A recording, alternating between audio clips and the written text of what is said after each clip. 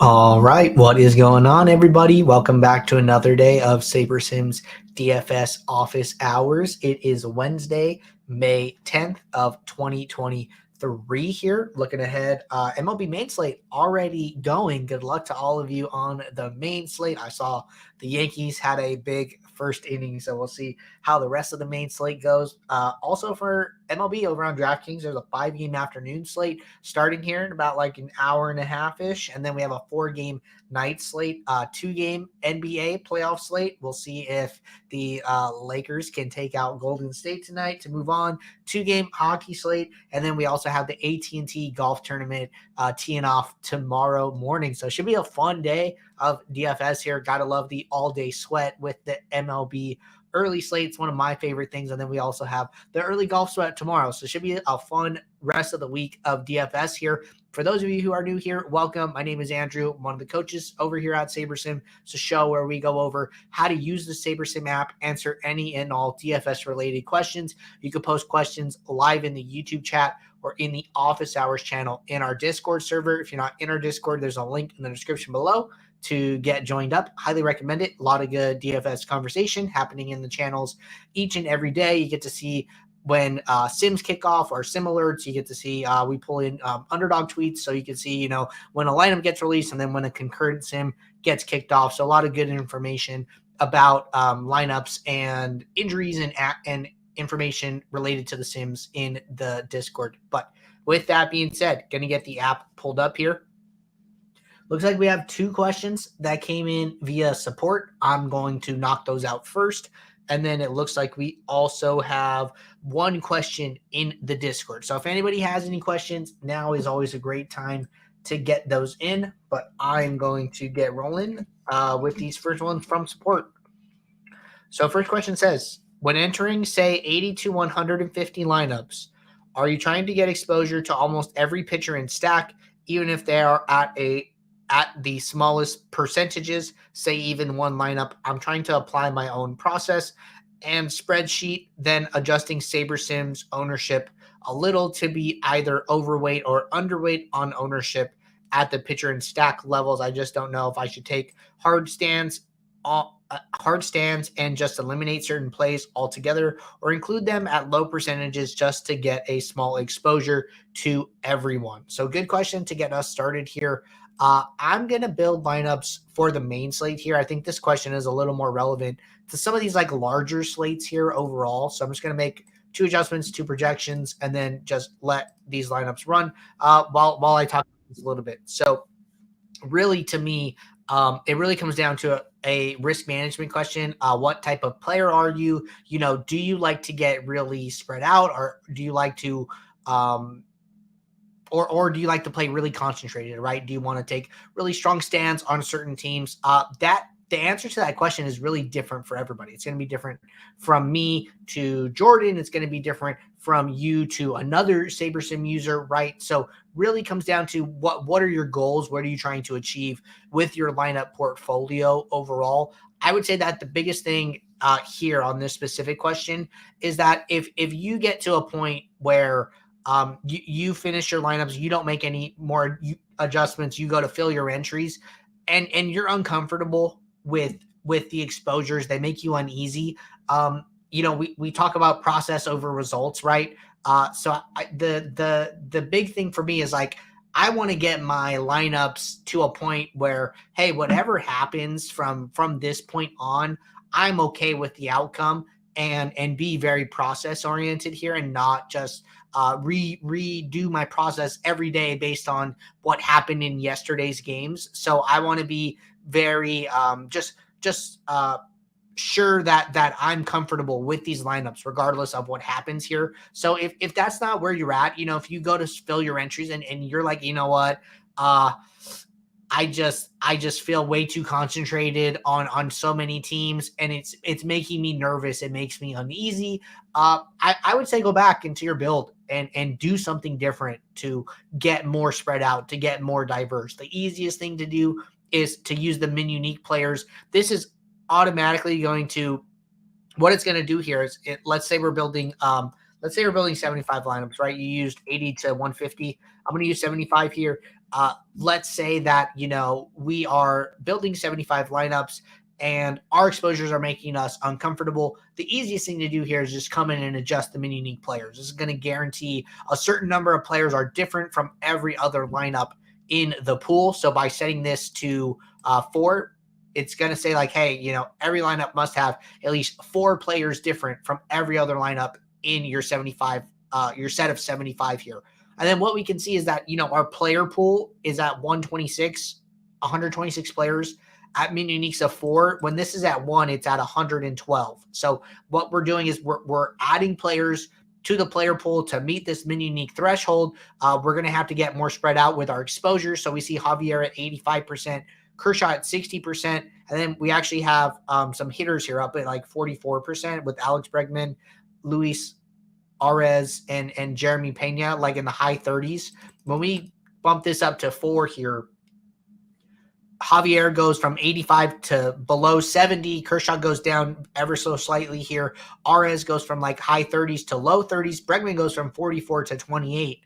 So I think that, this is particularly interesting to see how the builder values these players when you put some pressure on it to make these lineups more diverse overall here. So I think that this is one of the easiest ways to get more spread out, but that does not mean that you're going to get to every single team on the slate. I think, getting back to the original question here, I think it's okay to leave teams out. I think it is okay to not play every team, mostly because there's probably a reason why the builder is not giving you that many lineups of that team here. I think that, Milwaukee and Texas are great examples here. There's only 8 lineups with each team in our pool of 623 lineups. That just kind of tells me like, hey, they're probably just not a good stack today. There are a lot of other good options on this slate for whatever reason. It's a balance of ownership, mean projection, lineup percentile, all these things come into play in our Saber score formulas here, which you can go into any one of these formulas and then see what metrics we are using as part of the formula. But this tells me, hey, they don't grade out well. The other thing here really is that, we are playing lineups and a lineup contains 10 players, right? You can really only play five hitters from the same team, right? So I think that, if you go in here and you try to get one share of Texas and one share of Milwaukee here, you still have to get the other components of that lineup correct, right? You still have to pick good pitchers. You still got to pick a secondary stack or secondary hitters, right? So I don't think that, having one lineup of each team is going to help you to increase your chances substantially of taking down the contest.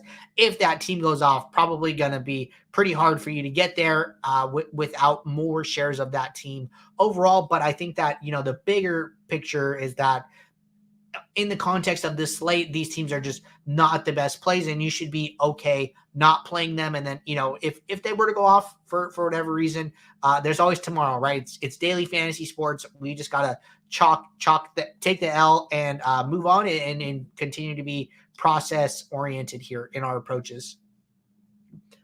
All right.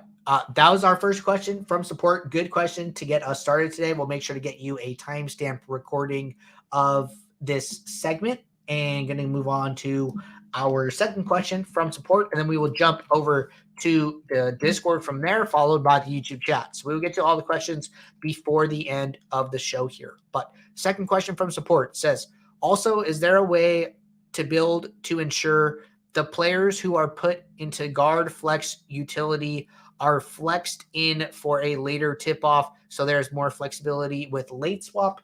I feel like I missed the first part of this question. Because he said also, so I don't think I got it all. Okay, yes. So the first part of this question, just to answer this all together,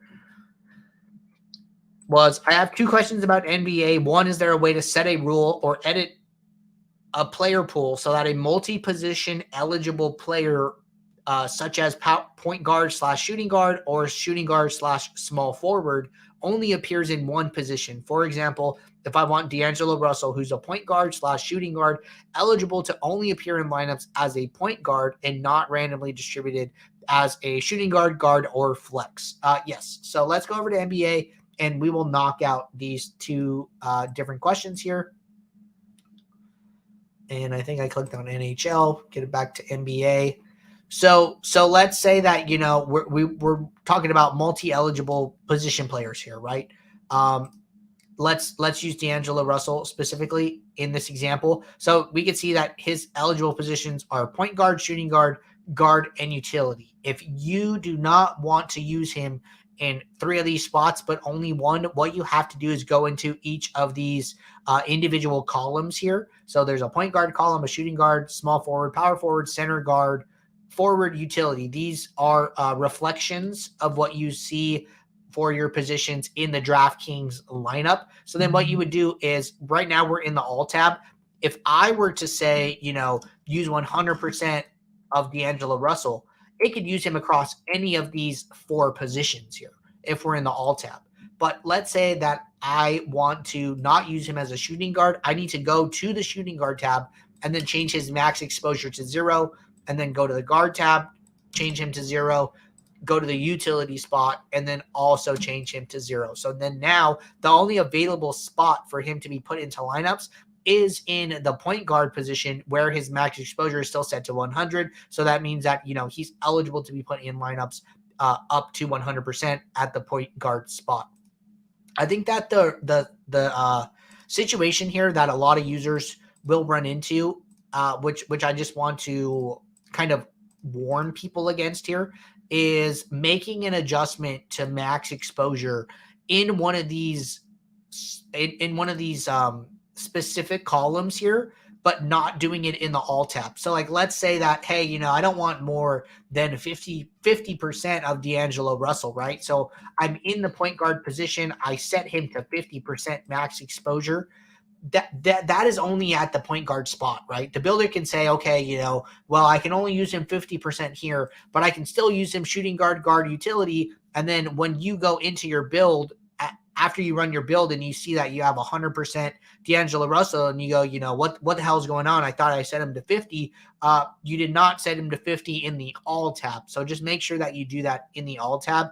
This comes up a lot more often in like NFL, where you're looking, position by position. You're looking at your running backs, you're looking at your receivers, you're looking at your tight ends, but then, you set it in that category, but then they can still be put into the flex spot, right? So I think NFL is a little bit different in that regard, but we see that a lot more there because players don't have multi-position eligibility, but any of these position players can be put into the flex. So just a small note for everybody there.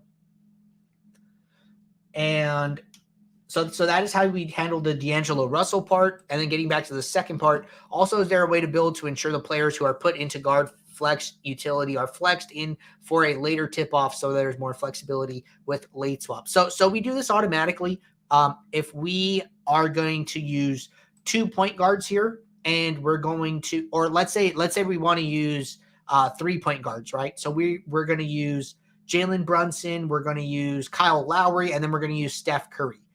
What the builder will do automatically is it will put Brunson and Lowry into the point guard positions, and then move Curry either to the guard or utility, but one of these flex spots here. So the builder automatically understands what time the games are at, and then it will move the latest starting player to all of these utility, flex, guard, flex type of positions. So we do that automatically for you here. All right. Good questions there. We'll make sure to get a timestamp recording over to you as well for the answering of those questions. And going to jump over to Discord here and hit this first question from Sammy. Okay. Question from Tammy. When grouping for MLB Stacks using the if at least X number, then adding the requirements at least X amount from the same team, is it more efficient doing if exactly instead of at least, and goes the same by the requirements? Is it better exactly than at least? Thanks. Just trying to figure out the best possible way to make certain stack rules for MLB to get the best possible outcomes. Yep, no problems here. Gonna jump over to MLB. So personally, I like at least better.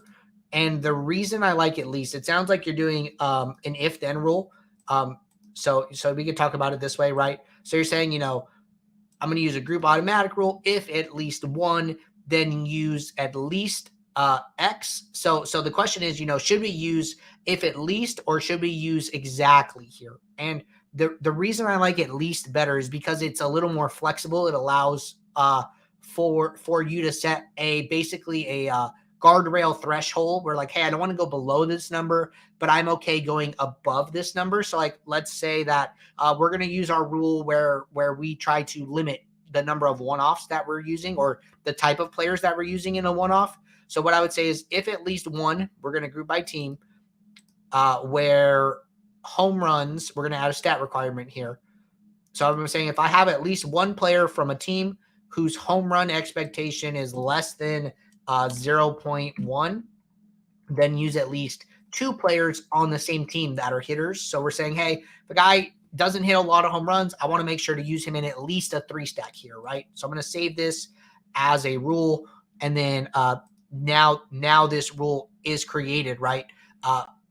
If you say exactly here, then basically what you're saying is that even if the builder builds a lineup where there are 4 players or 5 players from that team, you're saying, hey, only use 3. So you're kind of limiting the ability of correlation, and that's not good in baseball, right? We want stacks. We want to stack all of these hitter correlations on top of each other and get that compounding effect, right? So if we go and look at like Jazz Chisholm, highly correlated to Arez, Soler, Stallings, Birdie, Hampson, Jesus Sanchez, right? All these guys over 0.1 correlation. What you're saying is like if there's a lineup that has Jazz plus 4 of these other players for a 5-stack, but you have this rule where saying exactly 3, the builder's going to have to get rid of 2 of those players to satisfy the rule, right? But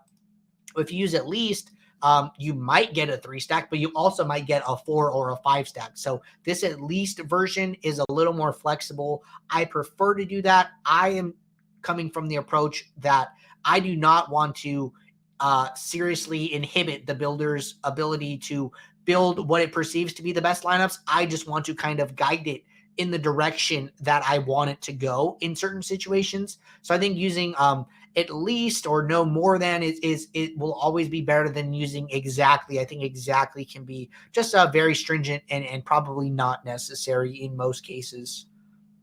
But good question there. Next question here in the Discord. Question says, what's the difference between percentiles? What is the difference between 25th and 95th? Is one better than the other? What do you suggest? Yeah, no, happy to talk about this. So basically what this is, I'll talk about this on a player level, and then I'll talk about this on a lineup level here. So if you pull up a range of outcomes, right, you're going to see the range of outcomes for any given player here. We're going to see Jazz Chisholm. His mean projection is 9.82, but we can see that, he has this, his highest outcome is 0 points where he goes 0 for 3, 0 for 4, 0 for 5, whatever. And then he has this tail event to the right here with some outcomes where he gets, over 30 points, probably a multi-home run game, does really well, right? So what we do here is if you're on the pro plan, you'll be able to see these percentiles here in the app, and you'll see 25th, 50th, 75th, 85th, 95th, and 99th percentile. These are basically a way of visualizing the player's upside. So a 25th percentile, what that means is that 75% of the time, this player achieves this fantasy point in our sims, right? So these are summary statistics of a player's range of outcomes across the sims. So the easiest way is probably to start from the highest here. So 99th percentile. What this means is that this is the outcome. This is the fantasy points that Jazz Chisholm scores 1% of the time. So if we look at all, 5,000 sims of the Miami game here, in 50 of those, it's 50, right? I think it's 50. In 50 of those games, he's going to achieve a fantasy point outcome of at least 35 points here. And then 95th would be 26 points. We're saying, hey, about 5% of the time in the Sims, Jazz gets 26 points. 15% of the time in the Sims, Jazz gets 18 points, et cetera here, right? Working backwards. So that's on a player level. And then if we were to, let's run a build here, and then we'll talk about this on a lineup level. But lineups get pretty interesting. Lineups get a little more fun here, but ultimately the same concept. So we're going to let these lineups run here. Lineups are finishing up and loading in the post build. So then now when we get into the lineup, the post build here, what we have is we also have percentiles here, which you can see the same values here, but these are a little different. These are lineup percentiles. So what we are doing when we are trying to grade the lineup percentiles, so it doesn't make sense to take every player's, let's say 95th percentile, right? So we're going to go look at 95th percentile. It doesn't make sense to give each player their 95th percentile and then sum those up, right? That's not accurate of what is going to happen really here. What you were doing in that instance is you were taking an outcome that is 5% likely, so like 1 out of 20, and then you are taking that to the 10th power here and saying that, I want Manaya's 1 out of 20th outcome, Javier's 1 out of 20th outcome, the same for Diaz, Wade, all these guys, right? And you're basically creating this event that is highly unlikely to happen. And usually, what happens a lot of time in MLB lineups specifically is that you get these mix of scores from hitters, like specifically here, where it's like, this player did really well and they got, 25 points. And then this guy probably got closer to his mean around 7 or 8. And maybe one guy only got like a walk and a run scored of 4. But then, you had this other guy who got a home run and a double, right? So you get this mix, you get this array of outcomes here. Not every player is, having their 95th percentile and having some crazy huge score to help you win this contest, right? So to avoid that, to not do that exercise of giving every player their 95th percentile and adding all those up, what we instead do is we look at this combination of players across the sim database. So it's like, hey, when we look at lineups, well, how do I say this? When we look at like slate simulations with this combination of players, what are the fantasy point outcomes of the lineup as a whole? So how we summarize this is this summary statistic down here where it says percentile 95th. So let's start with 99th here. So the 99th percentile of this lineup is 188.47 fantasy points. What that means is like, hey, when we looked at this combination of players across our slate simulations, this is the fantasy point outcome that they achieved 1% of the time when we looked at them together. And then we do that, for the same buckets, 5% of the time, 15% of the time, 25% of the time, 50% of the time, 75% of the time here. So that is what this is doing. This is a much more accurate representation of how the lineup will score overall here. So we like this a lot better. We think this is much better than assigning percentiles and then adding them up. We are looking at how this combination of players scored across our slate simulations, and we think that gives us a much better accurate representation of the lineup, of the lineup's upside as a whole here. But really good question. Okay, next question in the Discord, and this is the last question in the Discord. Then we'll be jumping over to the YouTube chat. Question says, how's it going? Use SaberSim Late Swap today for the first time with MLB. When rebuilding lineups that have already started using my own projections, is there any way to copy the original pitcher exposures that I had previously, or do I need to manually tweak post Late Swap? Okay, good question. So let's go back to MLB here. This slate hasn't started. We'll just kind of talk about it as if we are late swapping for this slate here. But basically, a couple things with MLB Late Swap. I was talking to somebody about this recently. I think that this is kind of an important discussion here. So when we have some of these all day slates, some of these lineups aren't out yet. You got to go back. You got to go late swap. Guys tend to get more rest, or lineups tend to change more, and some of these like early day slates, right? After, you know, kind of like a 2 games within a shorter time frame here if they played last night, and then they're having a day game and then they're traveling, right? A lot of times managers will mix up these lineups more.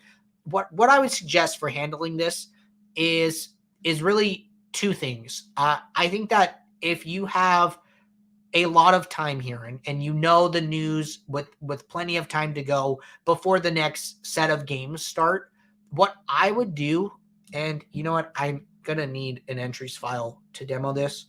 So let me just get an entries file for this afternoon slate, and I could talk about it because we have to be able to view the contest to see this here. So MLB afternoon,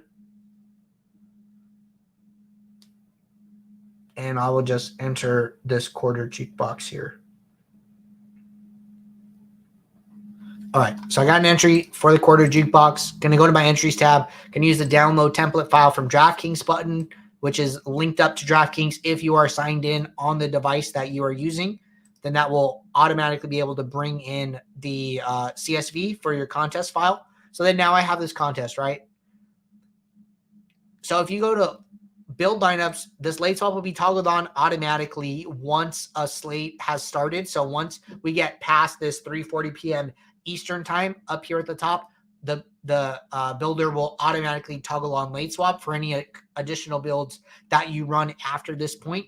We have this option down here, only swap lineups containing out players.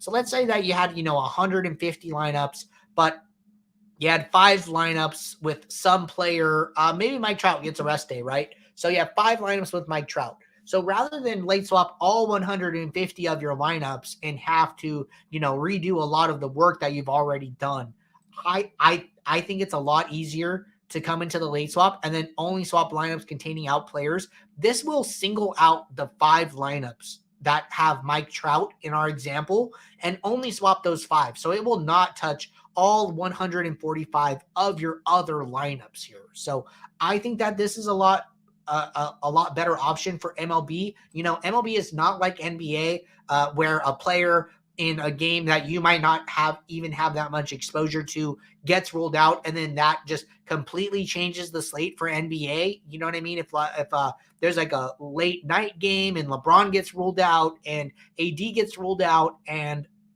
now you have all of this value on the Lakers. MLB is not that way, right? Even if Mike Trout gets ruled out, that's not going to have this cascade effect on the entire slate overall, right? So I think you're personally okay using the late swap only lineups containing out players and then maintaining all of the other work that you've done up until that point. But other options here, that's one option. I think that if you're in a time crunch, what I would always suggest doing is coming in to this quick swap and then just getting that player out of your lineups. And I would always use the best from the same team. This is going to maintain the stacks that you have. So let's say that you have, a 3 stack of the Angels with Mike Trout. He gets ruled out. What best available is going to do is it is going to go in, it's going to see how much salary you have left. And then it is just going to put in the next highest projected batter that fits. So let's say that we are looking at Mike Trout. Mike Trout is 6,100 salary here.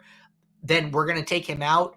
Let's say that we used max salary in that build, right? So we only have 6,100 left. We don't have any access to these other 3 guys up here. What it's going to do is just going to put in the next highest projected player within that salary threshold, right? So that would be Bo Bichette. So let's say you had 5 lineups with Mike Trout, or actually it would be Corbin Carroll here, because he is the next highest projected that I'm seeing here. But let's just say it's Bo Bichette, right? It is going to put in Bo Bichette into all of those Mike Trout lineups. It's not going to diversify. It's just going to do a 1-for-1 swap with the next highest projected batter. What best from same team does is that, this will only look at players within the salary threshold that are on the Angels, and then it will still put in the highest projected, but at least in this situation, you get to maintain your stacks here, right? So the way I envision this is like, hey, I already have some stacks with Renfroe, Jury, and Rendon, so then now I have to put in Ward, but then in another lineup, I have a Ward, Rendon, Renfro stack. So then now I got to put in Drury, right? So you get a little more of this natural, like I don't know how to say it, but basically some of these players are going to be used in different type of stacks. So you might get a little bit better of a mix when doing this best from same team. And then now you're getting to maintain all of your stacks, right? So your 3 stacks aren't going to 2 stacks. Your 4 stacks aren't going to 3 stacks. You're maintaining the same stacks just with different players, but from the same team, right? So I think that this best from same team, if you're in a pinch, is always a good option here. So big fan of that tool. And where were we here? I feel like I got a little lost in this question. So we're in rebuilding lineups. I've already started using my own projections. Is there any way to copy the original pitcher exposures that I had previously, or do I need to manually tweak post late swap? So okay, so if you're in a build and you have a build and you want to maintain the exposures that you had before running your next late swap, what I would do is I would go back to this build, and then I would use this little arrow here next to the search bar. And then what you can do from here is you have the option to send projections, send exposures, or send both here.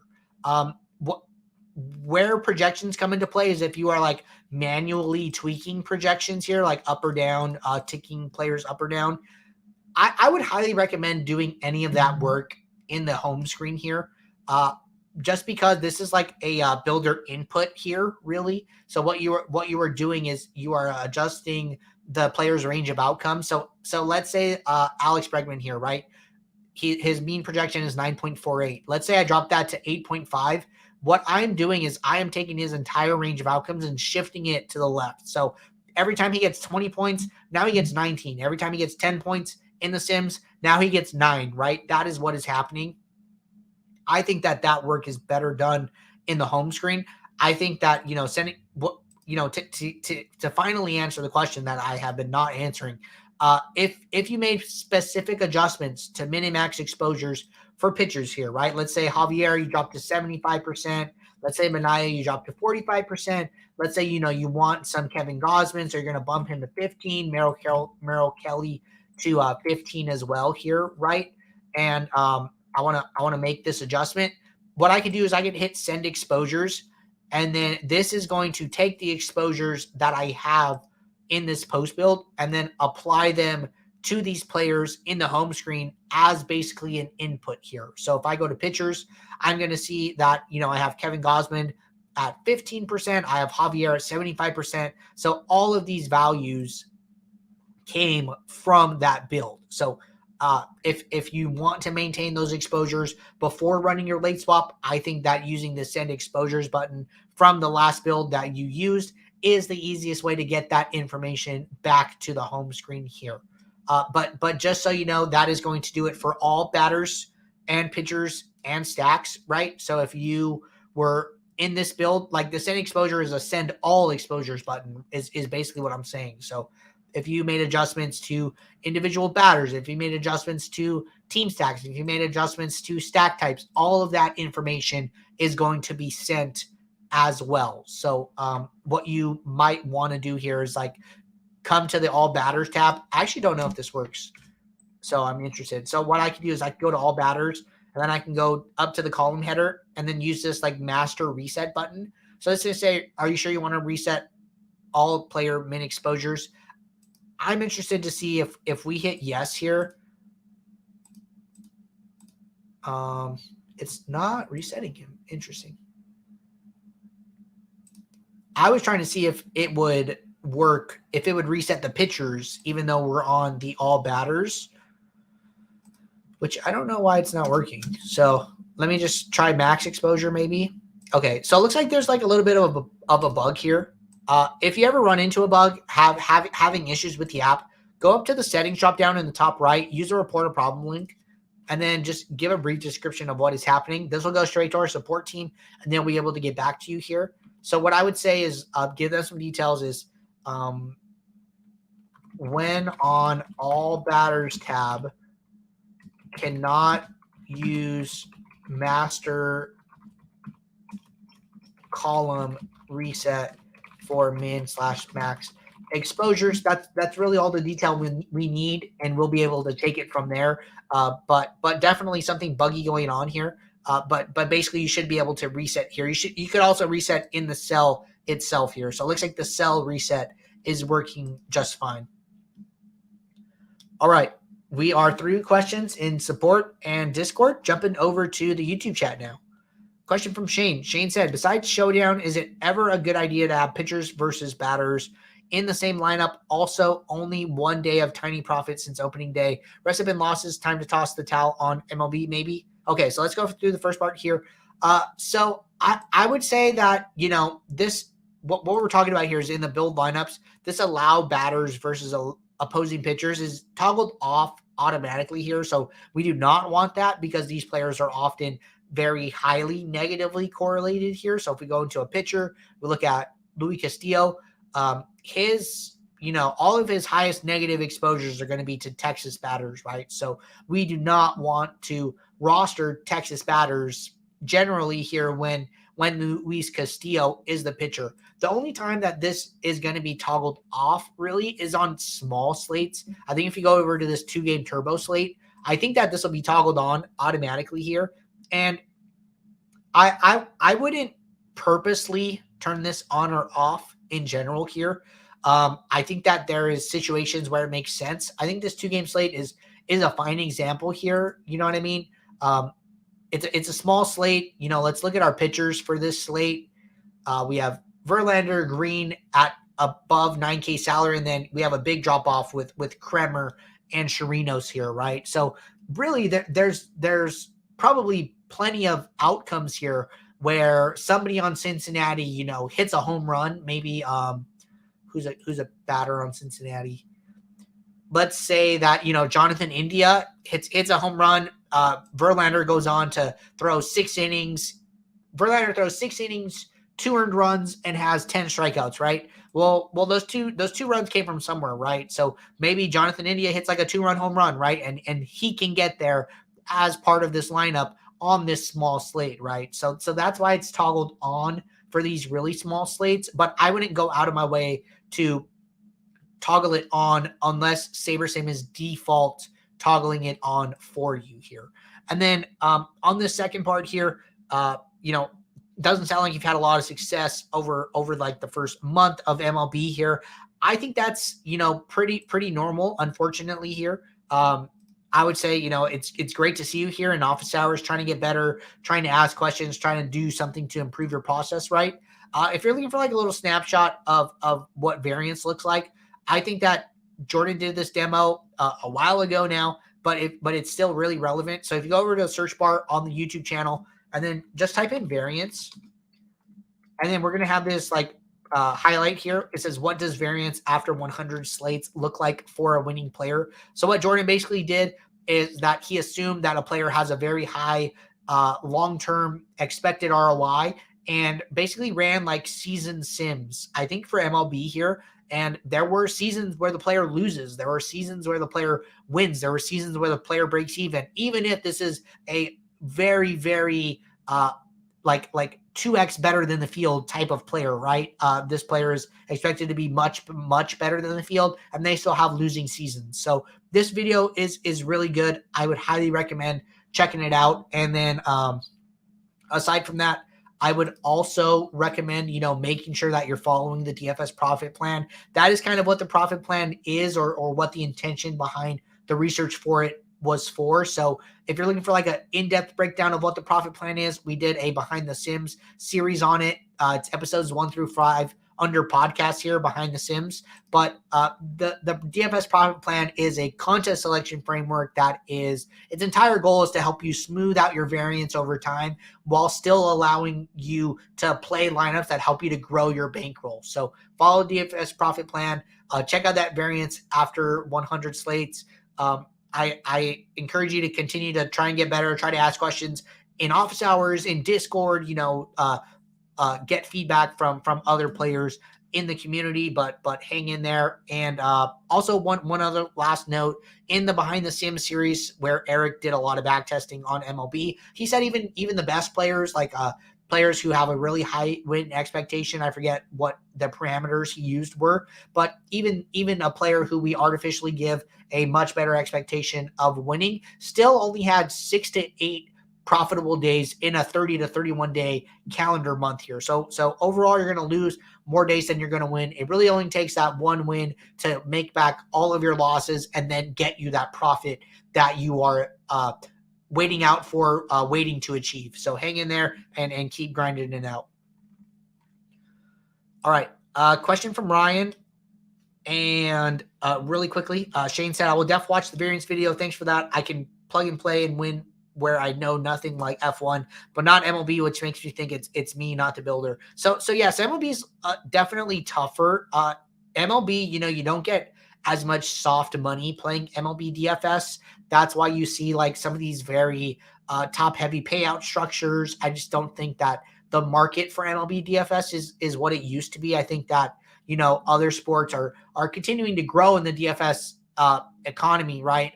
Your big sports are NFL, NBA, golf continues to grow. MMA seems like it was growing for a while until they introduced late swap and then kind of hit a little bit of a plateau. Needs to find some more life here, but I don't see MLB DFS growing in the same way as some of these other sports.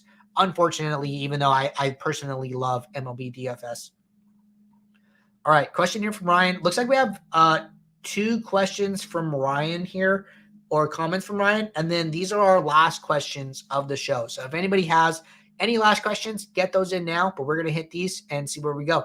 So Ryan said, I know dime times aren't in the profit plan, but I was able to get over $50 down across the MLB slates today. If you really want to grind and have access to them, I think they are a good attack.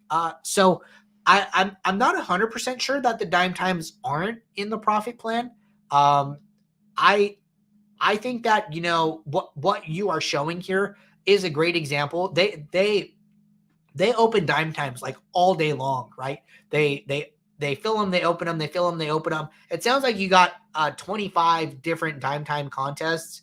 I've heard different opinions about this. I've heard opinions from people on the team. I know Jordan's not like a huge proponent of the dime times. I've heard opposite things from people like Shady Advice, who's very, very active user in the Discord. Shady is a one of the best DFS players out there, definitely. And he said that he used to play a bunch of dime times coming up and building his bankroll. So I don't think that the cat is out of the bag on whether dime times are good or not. But I think that there are contests under $3, and you should be fine or comfortable playing dime times in my opinion. And then Ryan said, playing the biggest contests in the lobby, even if they're under $3, will have extreme weekly variance. Yeah, I mean, just DFS in general. The profit plan is to help you smooth out your variance by picking some lower variance contests, by picking a mix of single entries and 3 maxes where the number of entrants in the contest is smaller, so you're going to realize your equity quicker, as opposed to just playing the largest field stuff where you might have an edge, but it still might take you a lot of slates to get there, right? And the variance in between that time frame can be really, really swingy, right? So just trying to find a balance and figure out what the best mix of contests to play, which was ultimately our goal with that research. All right, everybody. It looks like we're all caught up in the YouTube chat and across all the other question formats that we accept here. So appreciate everybody tuning in here. Thank you guys. We will be right back tomorrow for our next show. But if you guys are not playing over on Owner's Box, highly recommend it. The contest continue to overlay. The contests tend to be softer. A lot of the best players are not playing over on Owner's Box yet, so take advantage of that while you can. Use code SABRE and cash in on a $500 deposit bonus. And then if you also use code SABRE or SaberSim, we will track your entry fees, and you can win free months of SaberSim Standard, SaberSim Pro, or SaberSim Prop plan for hitting different entry thresholds here. So every time you hit a threshold, we'll reach out to you, ask you if you want to cash in or wait to hit the next tier here. And then once you cash in, we will reset your tracking to 0, and then you could continue to earn free months, as many as you can. So make sure you're playing over on Owner's Box. If you guys are building lineups throughout the day, have a question, drop it in the Office Hours channel, let it sit there until tomorrow. That gets us a steady queue of questions to answer as we get this show going. But until then, take care. Good luck in your contest. I will see you all. Thanks. Bye.